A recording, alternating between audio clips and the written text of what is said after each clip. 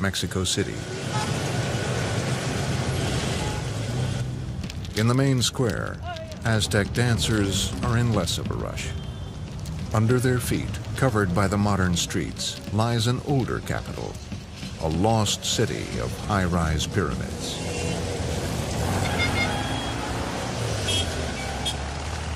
To track down their remains, you need something a little like X-ray vision. Some folk walk their dogs. Archaeologist Dr. Luis Barba prefers a quiet stroll with his ground-penetrating radar. It has a nose for old ruins, scanning the ground with bursts of energy that bounce back off buried objects. These reflected signals are helping Barba to see through the modern city, shown here in white, and map its Aztec counterpart underneath. In a few places, excavation has stripped away the new to reveal the old. At the heart of the Aztec capital stood a huge double pyramid. Rising above the surrounding temples and plazas, it was the centerpiece of a city whose scale and splendor outstripped anything in Europe. To the Spanish who came here in 1519, it was a miracle. But what is a pyramid, and where else can you find them? Let's get this clear. When we're talking pyramids, we're talking big. This Mexican one, for example, climbs to a height of 8 stories and packs around 4,000 tons of rubble and masonry. And size dictates shape. With basic technology, the only safe way to build tall is to slope the sides inwards to an apex. There may be variations. Some pyramids have steps and a flat summit for a temple. Nevertheless, the basic pattern can be traced across 4 continents. In China, around 200 BC, the first emperor was buried under an immense earth pyramid. It's a mile around and took a workforce of 700,000 to accomplish. Buried close by, the emperor had a private army of clay warriors on permanent standby to guard his tomb. Across the world to North America, and in the fertile Mississippi Valley of Illinois, the native Cahokians were also thinking big. 1,000 years ago, they built this gigantic pyramid mound around 10 stories high. Travel south, and large pyramids can still be found through Central America and in Peru. But the cradle of pyramid building is in Africa, on the banks of the Nile. Who would guess, though, that most of the pyramids here were built not by Egyptians, but by Nubian kings to the south? The broken stumps of their pyramids lie here, in what is now Sudan. But we're jumping the gun. The pyramid story begins 1,000 miles downriver in Egypt itself. So complete do they appear, and so majestic, it seems that Egypt's pyramids sprang from thin air. The truth is less romantic. They built a lot of cars before the Rolls-Royce. In a bleak stretch of desert at a place called Abydos, archaeologists have come back to re-excavate the tombs of Egypt's earliest rulers from 5,000 years ago. Perhaps a vital clue to the origin of the pyramids was overlooked. It's hardly glamorous, but sifting old evidence has paid off. At the reopened tomb of King Khazekemwe, Gunter Dreyer of the German Archaeological Mission has noticed something odd. In Khazekemwe's tomb, we have a remarkable discrepancy in the preservation of the height of the walls. In this part, the northern part, the walls are still preserved up to the original height of about 2 meters. The level of the ceiling was about here.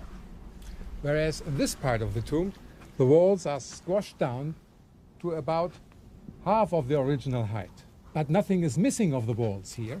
as we still have the remains of the wooden roof beams in place. Obviously, the walls are squashed down completely by a heavy extra weight in this area.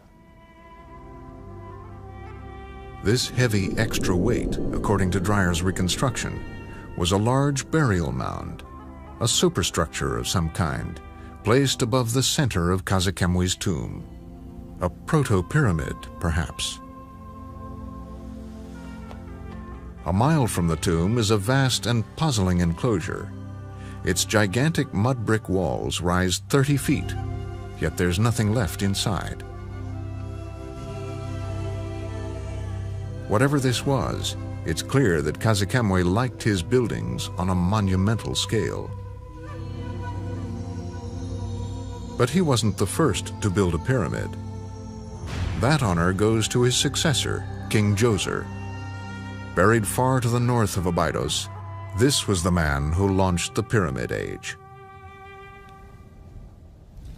At Abydos, we had below desert level the tomb pit, and above desert level the mound, and a large enclosure at some distance from the royal tomb. Djoser, for the first time, built the enclosure around the tomb. But then there was a problem. The mound was no longer visible because it was covered by the surrounding enclosure wall. An easy escape was to build another mound on top of the old one, and yet another. And that's how the step pyramid developed. With its six-step pyramid, Djoser's tomb complex is the world's oldest piece of large-scale stone architecture. It dates to around 2600 BC.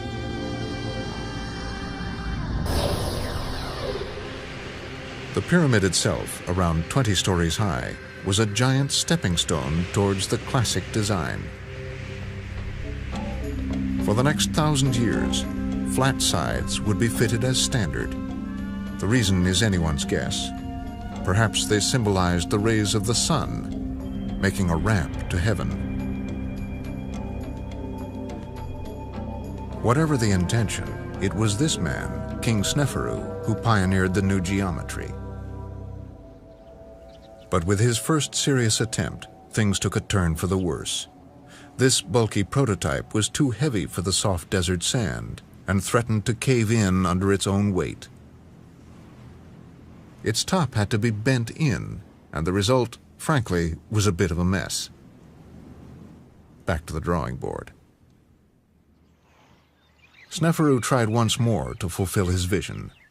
This time, the pyramid was set on a rock foundation, and he played it safe with the slope. The result was the world's first true pyramid. It hasn't aged so well. A better impression is conveyed by its ancient name, the Shining Pyramid. By day, its white stone casing would have shimmered. This was the dawn of the pyramid's golden age. Pyramids would reach their all-time peak a few miles north, on the Giza Plateau by modern-day Cairo. It was here that two of Sneferu's sons, Khufu and Khafre, built the world's biggest pyramids. Each is around 50 stories high. But before the building work began, there was a vital job for the surveyors. Lining up a pyramid was critical. To the pharaohs, the gateway to eternity was the center of the heavens, where the stars never set. Though colossal, the pyramids were aligned to these sacred stars with astonishing precision, to within fractions of a degree. How was it done? The crucial clue is this: progressively, the alignment of pyramids gets worse. This paradox has recently been solved, and along with it, the ancient method of alignment, all thanks to modern astronomy. As the Earth spins on its axis, it wobbles, imperceptibly, over thousands of years. This wobble slowly alters our view of the night sky from Earth. From Egypt today, the heavens appear to revolve around the pole star. But when the pyramids were built, that pivotal point lay elsewhere. There was no bright star to mark this point, yet for the pharaohs it was vital to be on target. And it seems they used a combination of two stars, Mizar in the Big Dipper and Kakab in the Little Dipper. 2,500 years BC, these two stars circled opposite each other.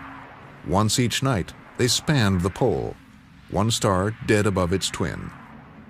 By holding a plumb line to them and extending this to the horizon, an Egyptian surveyor could fix a baseline for the pyramid that would angle it precisely to the center of the heavens. Neat, only it didn't allow for the Earth's wobble. As the night skies shifted, the surveyors stuck to Kakab and Mizar for their bearings. Exaggerating the shift, which was imperceptible to the naked eye, we can see why successive pyramids turned steadily eastwards.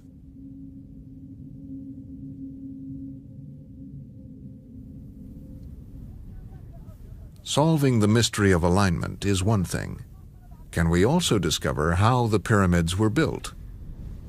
The Great Pyramid at Giza contains well over 2 million blocks, mostly weighing around 2.5 tons. It took some 23 years to build, which means that on average, one block had to be added every couple of minutes. A tough delivery target, to put it mildly. How was it met, with only simple cutting tools and no machinery for lifting?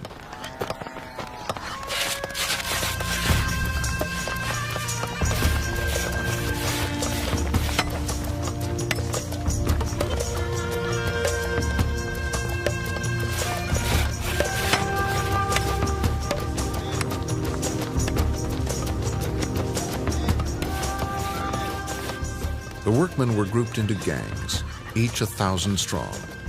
And they weren't slaves as once supposed. They were paid labor. But the question remains, how did the Egyptians move so much stone so quickly? Paintings show that royal statues and other single massive objects were hauled on sleds, pulled by hundreds of men. But can this be how millions of pyramid blocks were moved? Speed was paramount. The pharaoh's death was an unbreakable deadline, so the bigger the pyramid, the greater the rush. Modern trials show that sleds are slow and awkward at the best of times, even with modest-sized blocks. To a modern engineer, sleds make no sense at all.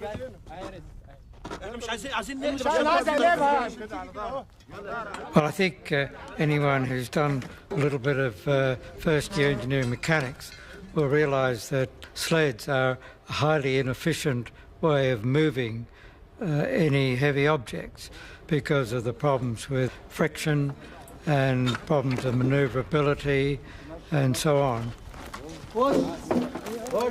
Anybody who could build pyramids had to be smart, and they could certainly have come up with a better solution. The whole logistics of building the pyramids demanded a high-tech solution. And there's another problem with the sled theory. Everyone agrees that blocks were moved up the growing pyramid on specially built ramps. The problem with hauling them on sleds is that the ramp has to be shallow, rising only a step or so for every 10 steps forward.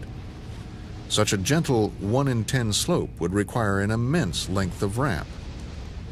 A steeper gradient, say 1 in 4, would shorten the ramp, but it would also rule out sleds. Is there a plausible alternative to sleds? Archaeological deposits have yielded numerous wood models of ancient building equipment, including a rather enigmatic artifact. This rather curious cradle-like device was found in such a deposit of construction equipment models, and I think it provides the clue to how the pyramids were built. The Egyptian techniques were revolutionary, quite literally. On a small-scale model, 4 of these cradles strapped to the sides of a concrete brick to make a circular runner. With 2 such runners, the brick and roll. I think even the most ardent sled fans would have to agree that it's unrealistic to try and pull a sled up a slope much steeper than 1 in 10. Whereas if you are rolling a heavy object, you can roll it up a ramp of, say, 1 in 4. To prove that claim, Perry has teamed up with some fellow engineers in Japan.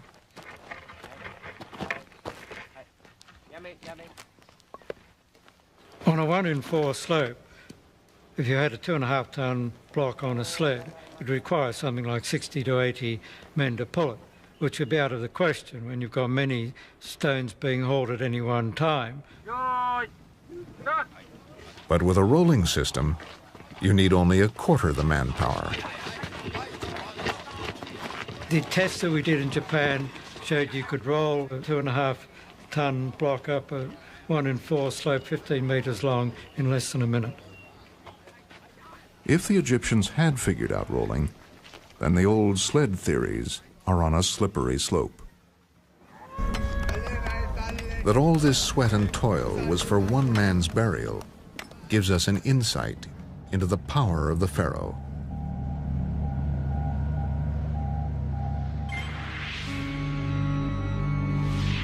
His finished pyramid was a resurrection machine, a spirit transporter to whisk him to the stars. The king's mummified body was taken through a narrow passage into a vaulted tomb chamber. It was precision engineering inside and out. But that's not all. Around the pyramid itself, within a walled compound, there were temples, shrines, and storage rooms. From here, a corridor ran like a giant pipe down to the Nile, where it could tap the best of Egypt's produce. For long after the pharaoh's death, a non-stop stream of goods poured in. It was the job of the priests to mind the king's spirit, serving up a daily mix of fresh food and prayers. The royal spirit wouldn't go hungry, but it was only safe as long as its earthbound body inside the pyramid could dwell in peace.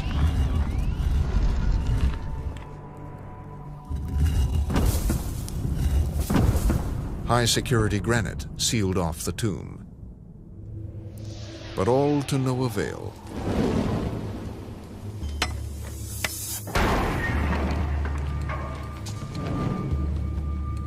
The giant pyramids at Giza were soon robbed of treasures we can only imagine.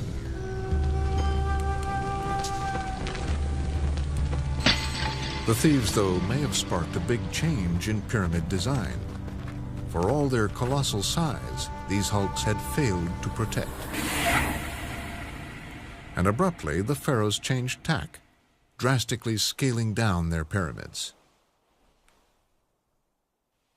Compared to the mammoth creations at Giza, visible behind, the later pyramids are small, a tenth or less the size of their forerunners. From now on, pharaohs would travel to the stars economy class. It's a puzzle that archaeologists are still debating. Why did pyramids shrink?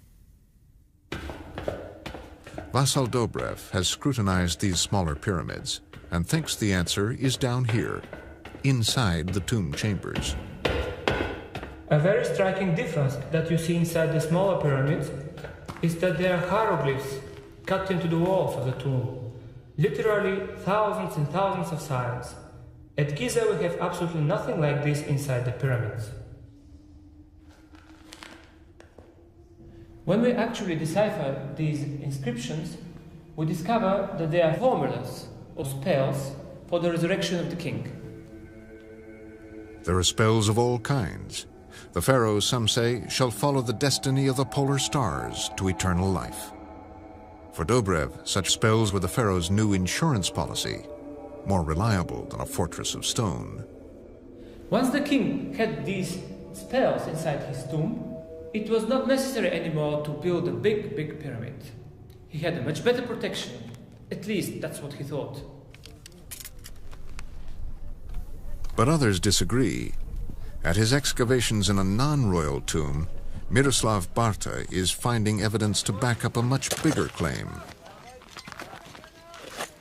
What shrank first, he argues, was the pharaoh's power.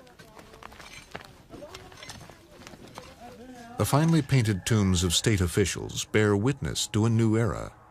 Classy burials were no longer the sole preserve of royalty. While their predecessors at Giza had to make do with mud brick, these officials went high-spec with the finest stone, a material once reserved for kings. To Barta, it's no coincidence. State officials were gaining in power and wealth at the expense of the pharaoh, so that the only affordable pyramid was the budget model. But Barta will need more than this to convince Dobrev. Take the first three dynasties. If you compare the material, the decoration, the architectural setup, you can see that the king always had the exclusive right to use stone for his projects. Even the highest officials of the country had to use mud brick. Yes, but how can we compare things that are different? I mean, the king... We know that later pharaohs, like Pepi I, married into the families of top officials, maybe to boost their dwindling power.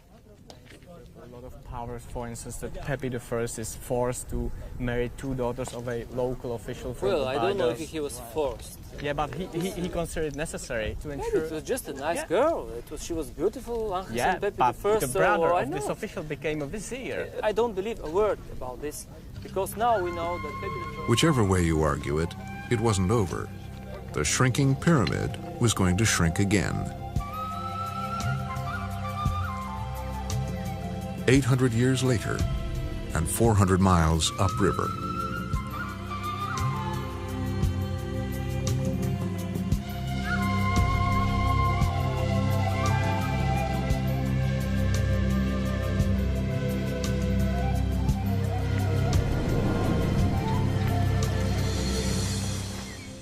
Close to Thebes, the ancient capital of Egypt's new kingdom, and archaeologist Kent Weeks finds the final twist in the tale.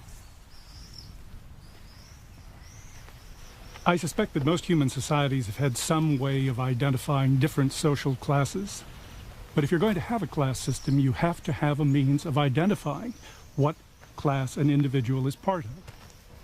That was certainly true in Egypt. For a period of about 1,000 years, pyramids were the symbol of the king and the immediate members of the royal family.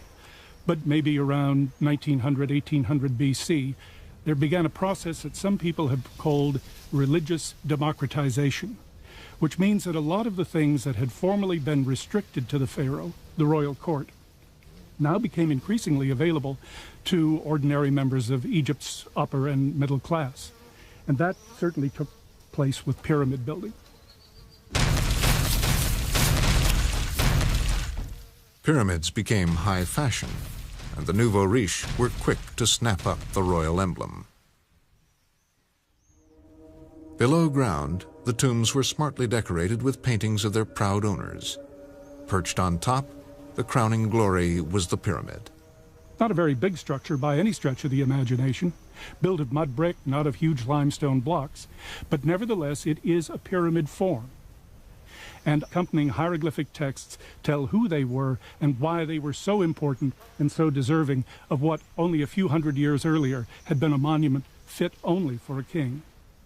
500,000 times smaller than the big guys, these were the people's pyramids.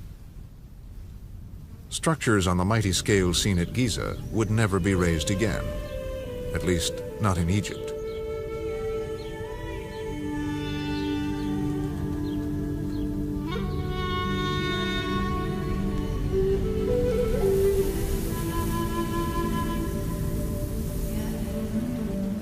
Travel 8,000 miles southwest of Egypt, and you cross 2 continents and an ocean to arrive at one of the driest places on Earth.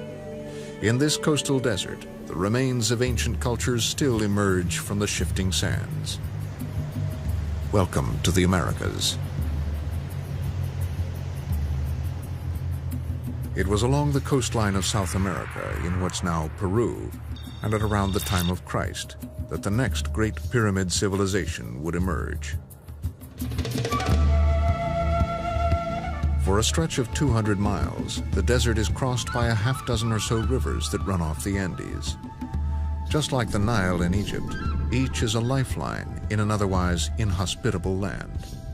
Surprisingly, though, conditions here are ideal for intensive agriculture. With little rain to wash away the topsoil, the earth is fertile, irrigated, and crops grow abundantly. I think the quality of agriculture was so good, and in fact it permitted people to develop fairly big populations very rapidly, and also it led to the creation of hundreds and hundreds of temples. The area was settled by a people called the Moche, who literally built upon the remains of earlier structures. Their solid mud brick pyramids have long ago dissolved into shapeless lumps, leaving only murky, crumbling faces that give no hint of what lies within. It is still very difficult to understand the function of Moche pyramids, because we haven't studied many of them yet, and it takes years of excavations to really know what was going on there. Steve Bourget has devoted 15 years to solving the mystery of the Moche pyramids. From his latest excavations, the outlines have now emerged of a colorful yet sinister story that could hardly be more different from ancient Egypt.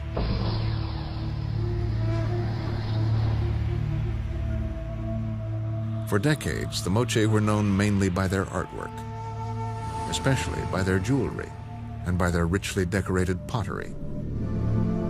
Among the scenes depicted, there are disturbing images of human sacrifice. Were these just elaborate myths, or were they documentary accounts of slaughter at the great Moche pyramids? My greatest breakthrough, I think, so far was the discovery of the sacrificial site itself. That sacrificial site is at the so-called Huaca de la Luna, the Pyramid of the Moon. It was here that Bourget and his team found a jumble of human remains, of people who were brutally killed. Significantly, perhaps, there are signs of frequent and devastating floods at the very time of this mass sacrifice. We saw that it was associated with destructive moments in their history. These mega El Nino events with these gigantic rainfalls and destructive floods that they had on the north coast of Peru once every 20 years or 30 years. Again and again, torrential rain flattened their temples.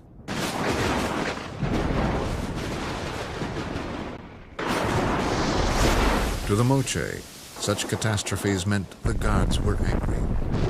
To placate them and restore order in the world, the ultimate sacrifice was called for. So the Moche were aware of this problem, and they created this ritual to counteract the effect of the El Nino. And that came as a surprise. It seems that they conducted a series of ritual combats between selected individuals. The aim of the combat was to capture the other person, almost like a duel. And the captured person would have been chosen through this process as the victim for the sacrifice. But I believe that there were people trained to go to these battles thinking that they would win. But if they lose the battle, they had to be sacrificed, but they would have willingly offered their soul or their bodies to the gods. So I would perceive them as champions more than victims.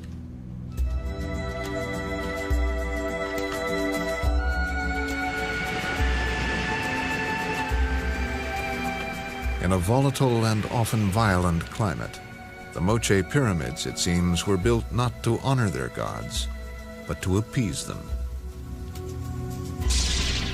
How many more bodies will emerge? Whatever the number, it wasn't enough.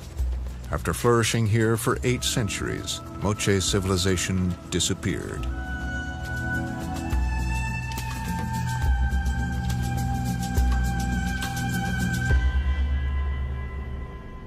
Even as the Moche temples began to crumble around 800 AD, another great pyramid civilization was in full swing. The jungles of Central America are home to the highest concentration of big pyramids anywhere in the world. Between Mexico and Honduras are the remains of literally hundreds. And the people who built them haven't vanished. While their ancient cities no longer flourish, the Maya themselves are still here today, living off maize, just as their ancestors have been doing for thousands of years.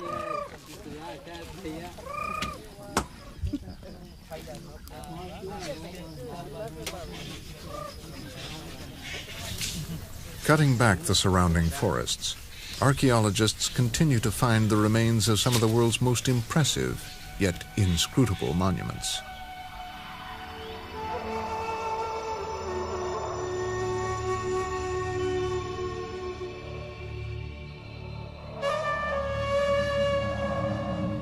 Who were the ancient Maya?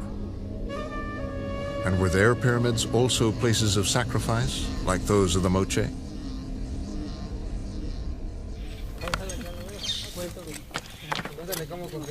Like the Egyptians, the Maya built with stone. And their pyramids too, such as this one at Chichen Itza in southern Mexico, were also linked with other ritual buildings. But it's the differences that stand out. A Mayan pyramid is approached not through a closed corridor, as in Egypt, but from a vast open plaza. And with its flights of steps and its summit temple, the pyramid looks less like a private tomb and more like a public platform. A commanding stage, perhaps, from which the elite could rule. As archaeologists piece together the remnants of Maya civilization, its achievements continue to amaze. While the Egyptians wrote on papyrus, artifacts unearthed by Carlos Perez show that the Maya had the means to make an equally precious commodity, paper.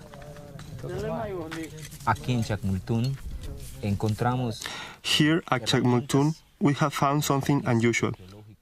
Tools like this were used by the Maya to make paper, from the bark of trees such as this, called copo in Maya.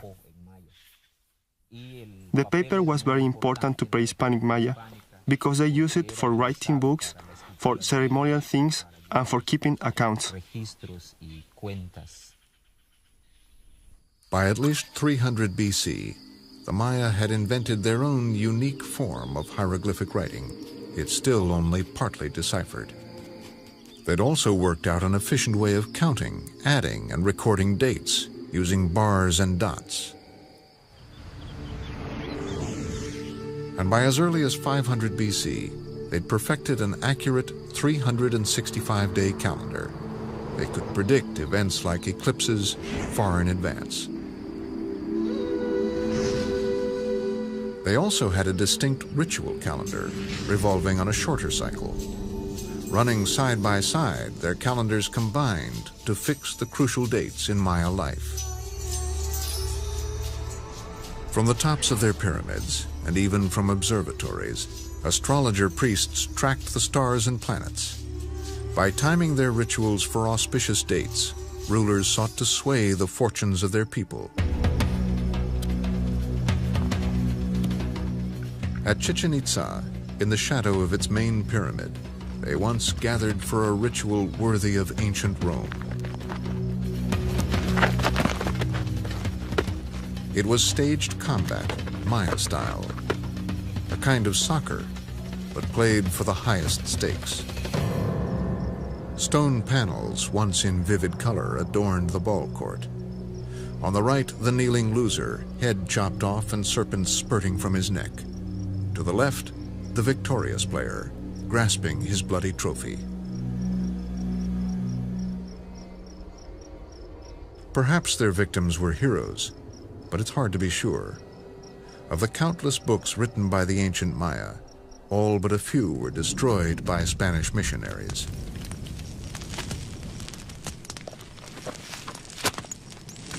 With these works went priceless clues to Maya culture.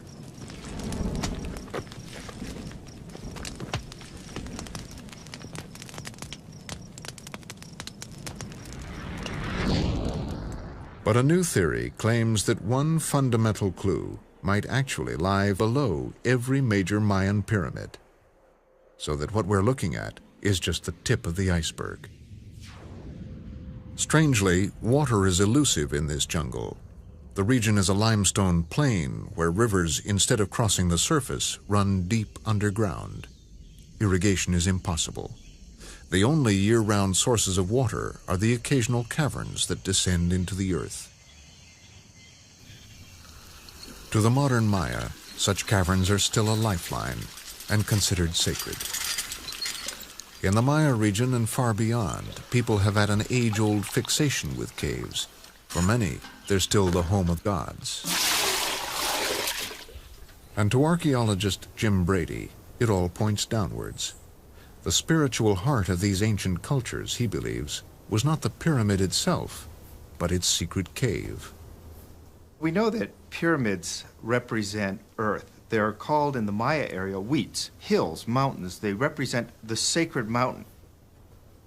And sacred mountains have to have a cave by which you can reach the deities that live inside them.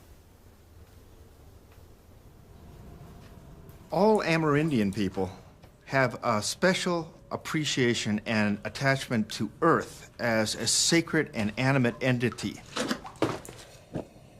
Not only does it mean crop fertility, but rain is also a terrestrial phenomenon. Rain is believed to come out of caves up into the sky. People are still going to caves to pray for rain and for a good harvest. In each site he checks, Brady finds a cave under its main pyramid. But proof of a link comes from places like Xochicalco in central Mexico, where caves don't naturally exist. Here, they had to be made by hand. This isn't natural. Everything that you see was constructed. And considering that the people did not have steel tools, it was an enormous undertaking. The cave extends for over 200 feet through solid rock, passing beneath the pyramid complex. It's dark and damp and filled with bats, hardly fit for storage or habitation. Surely this vast man-made cavern had a higher purpose.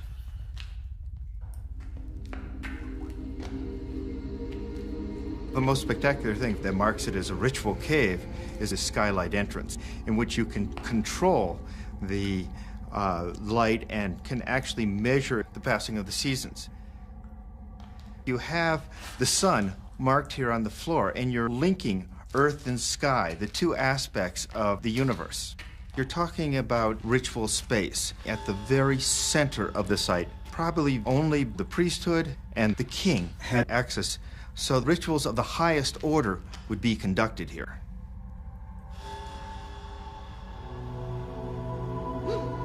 The very word for cave also meant temple in ancient Mayan.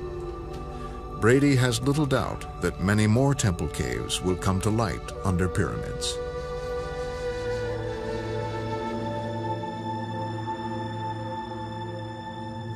A deeper picture of the Central American pyramid is perhaps emerging. Together with its cave, it embodies the sacred mountain with its source of water, the elusive water that ultimately was the gift of the gods.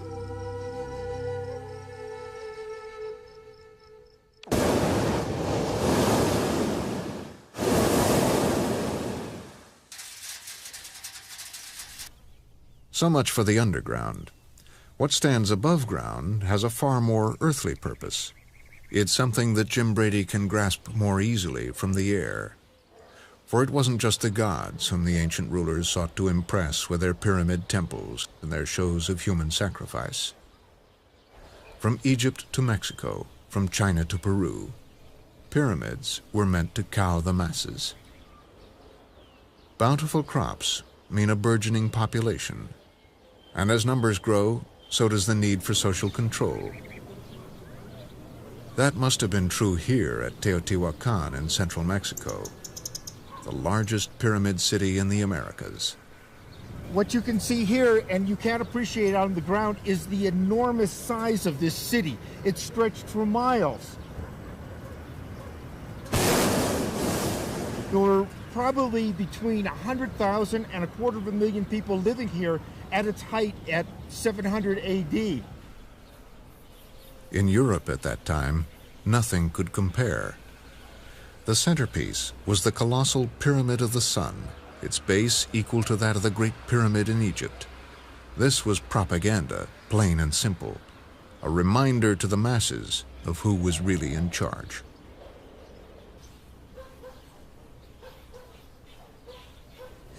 The pyramids that we see here are a symbol of the power of both God and the political entity that brought them into being. They combine political and religious power. We're used to having those two separated, but in pre-industrial societies, there was a conscious effort to combine them both, and the pyramid stands as the preeminent symbol of this fusion. Religion and rulership, church and state, the two went together and were symbolized by this single massive edifice at the core of the community.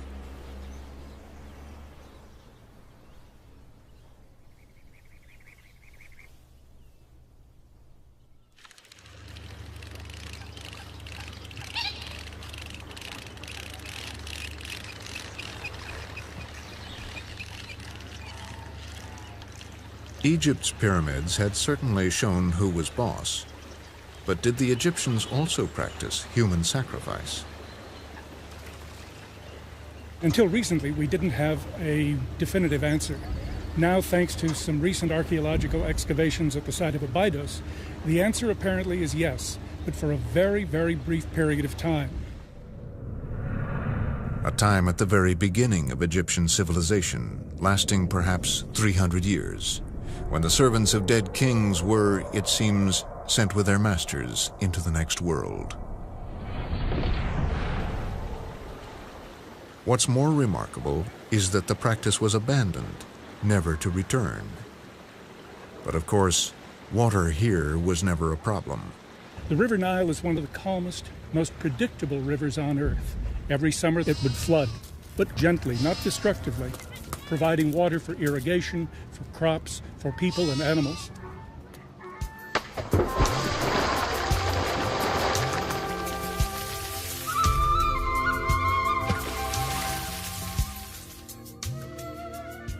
It also brought with it every year fresh silk that covered the lands of ancient Egypt, making this one of the richest agricultural zones on the face of the earth. Travelers who came here were amazed. According to the ancient Greeks, the Egyptians had little to do. Year in and year out, the living was easy. There were no major worries, and perhaps that's the reason there was no human sacrifice. There was nothing hanging over the head of an ancient Egyptian that required him in sheer terror to commit the ultimate sacrifice to try and plead with his gods to feed him, feed his children, and keep them alive. Blessed with such a bountiful land, relations with the gods were always good. But nothing could be taken for granted. To maintain this abundance, clear communications with the gods were vital, and these could only be passed through a divine king. Now, when Pharaoh died, you can see a major problem. And this lack of communication could mean the sun would no longer rise and set, the river wouldn't rise and fall, the moon wouldn't wax and wane. We were in deep doo-doo. It was essential the dead king take his rightful place with the gods, to speak on behalf of humankind. And for 1,000 years, the key to his safe transport was the mighty pyramid. The building of a pyramid may have been an economically enormous undertaking, but when you stop and think of the alternative to continuity in human existence, it's a pretty small price to pay.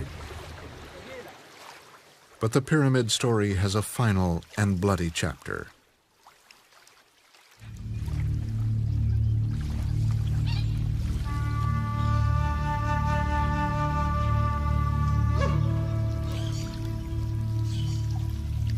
Around 1250, a nomadic tribe called the Mexica moved south into the Valley of Mexico.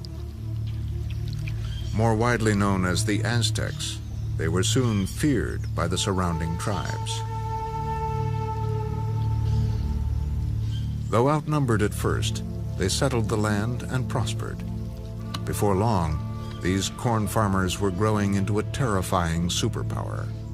By 1500, the Aztecs had conquered lands stretching from the Pacific to the Gulf of Mexico. Their capital, Tenochtitlan, was one of the largest cities in the world. Spanish eyewitness accounts describe a magnificent sacred precinct, a place of breathtaking beauty, but caked with sacrificial blood. Beside the double pyramid stood one of the holiest of Aztec temples, the House of Eagles. 4.5 centuries later, scientists are looking more closely at its floors and benches.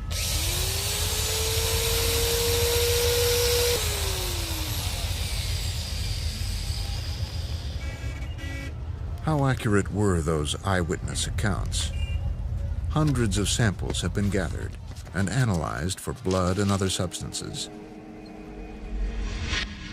The findings, like Aztec religious sculpture, point to a grim and fearful relationship with the gods.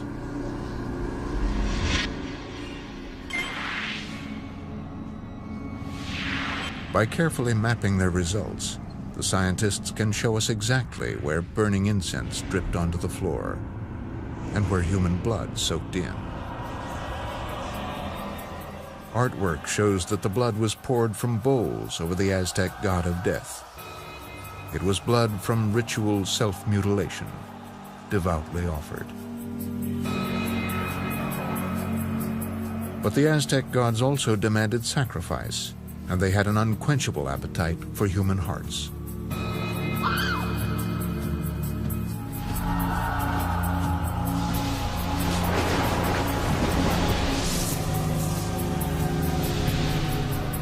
This was the fate of countless captives, to have their heart chopped out on an Aztec pyramid. But strangely, the destruction of this last surviving pyramid culture was foretold in the Aztecs' own prophecies. Dead on cue, the Spanish arrived in 1519.